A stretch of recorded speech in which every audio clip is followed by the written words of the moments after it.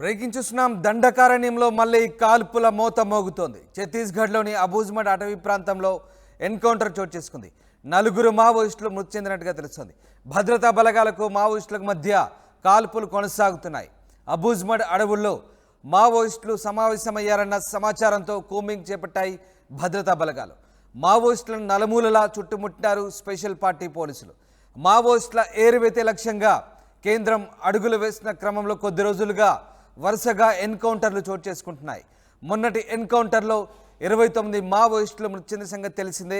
ఎన్నికల వేళ మావోయిస్టుల కదలికలపై కేంద్రం పూర్తిస్థాయి నిఘా పెట్టింది.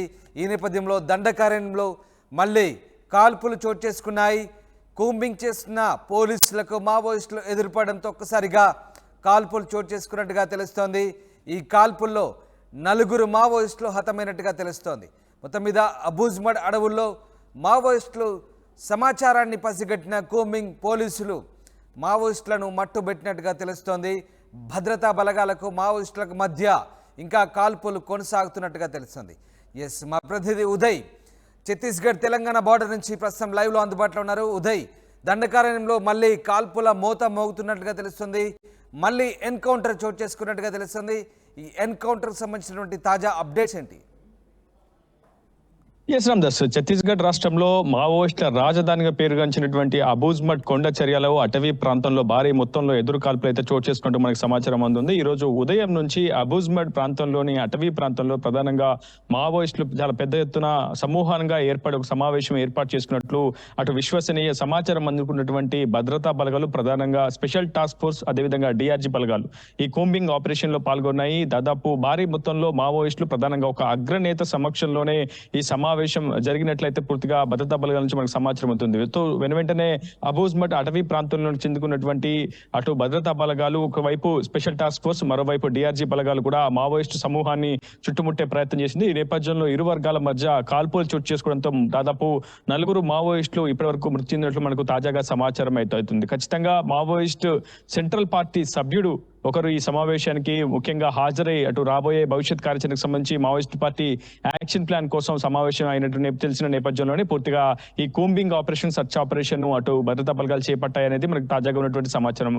ప్రజెంట్ నారాయణపూర్ జిల్లా ఎస్పీ ప్రభాత్ కుమార్ తో పాటు బస్తర్ ఐజీ సుందర్ రాజు పూర్తిగా ఈ ఆపరేషన్ అయితే పూర్తి స్థాయిలో నిర్వహిస్తున్నారని చెప్పుకోవాలి. ప్రస్తుతం వారి నుంచి అందుతున్న సమాచారం ప్రకారం ఈ రోజు ఉదయం ఇరు వర్గాల మధ్య కాల్పులు జరిగాయి. కాల్పుల్లో దాదాపు 4 మావోయిస్టులు మృతి చెందినట్లయితే సమాచారం అవుతుంది. ఇప్పటి వరకు ఒక మావోయిస్టు మృతదేహాన్ని అయితే స్వాధీనం చేసుకున్నారు. కొంత మందుగుడ్డి సామాగ్రిని కూడా, అదేవిధంగా కొన్ని మారణాయుధాలను కూడా ఇప్పటికే స్వాధీనం చేసుకున్నారు. అందులో కొన్ని గన్స్ కూడా ఉన్నాయి. సో వరుస ఎన్కౌంటర్ నేపథ్యంలో ప్రధానంగా దండకారణ్యం మొత్తం కూడా చాలా పెద్ద ఎత్తున ఒక అలజడి అయితే రేగుతుందని చెప్పుకోవాలి. అయితే మావోయిస్టు కేంద్ర కమిటీకి కావచ్చు, మావోయిస్టు సెంటర్ గా అబూజ్మడ్ అనేది చాలా పెద్ద ఎత్తున పేరుగాంచింది. అదే ఒక సేఫ్ జోన్ గా మావోయిస్టులు పరిగణిస్తుంటారు. అక్కడంతా కూడా దాదాపు 4000 చదరపు కిలోమీటర్ల వైశాల్యంలో ఉండేటువంటి కొండ చర్యలు, దట్టమైన అభయారణ్యంతో కూడి ఉన్నటువంటి అబూజ్మడ్ కొండ చర్యల్లో ఉన్నటువంటి మావోయిస్టు దళాలను కావచ్చు, పిఎల్జీ బలాలను కావచ్చు, మావోయిస్టు అగ్రనేతలు అక్కడ చేరడం అయితే పూర్తిగా అసాధ్యమని చెప్పుకోవాలి. ప్రస్తుతం దాదాపు కొన్ని వేల మంది బలగాలు ప్రస్తుతం అబూజ్మడ్ ను జల్లెడ పడుతున్నాయని చెప్పుకోవాలి. అందులో భాగంగా ఈ రోజు ఉదయం జరిగినటువంటి కాల్పుల్లో 4 మావోయిస్టులు అయితే మృతి చెందారు. ఈ ఆపరేషన్స్ ఇంకా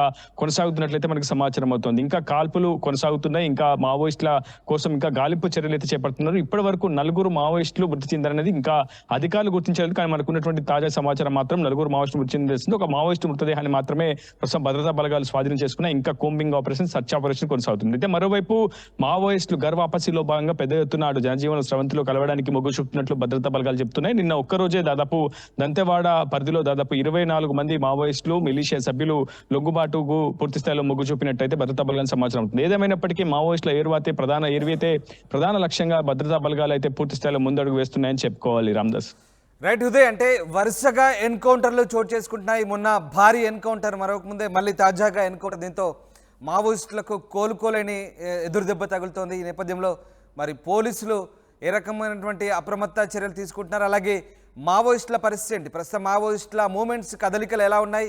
ఏ రకమైనటువంటి సమాచారం ఉంటుంది?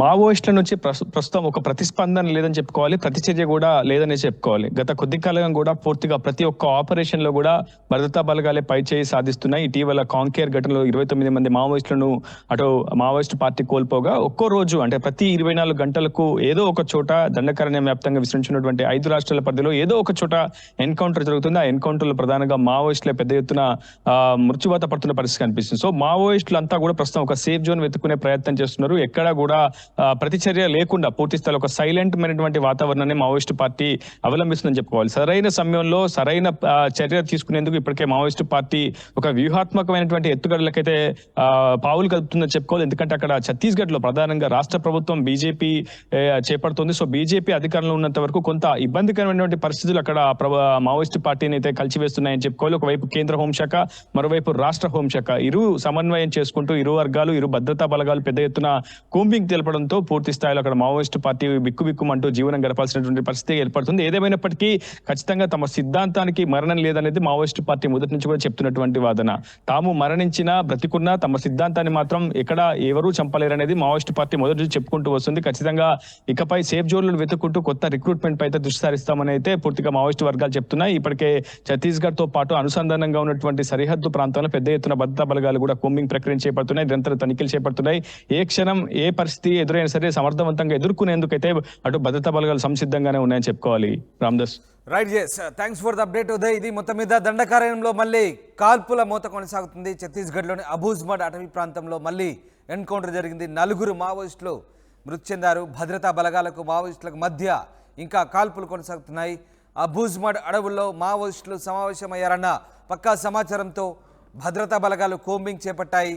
మావోయిస్టులు ఎదురుపడంతో కాల్పులు చోటు చేసుకున్నట్టుగా తెలుస్తోంది.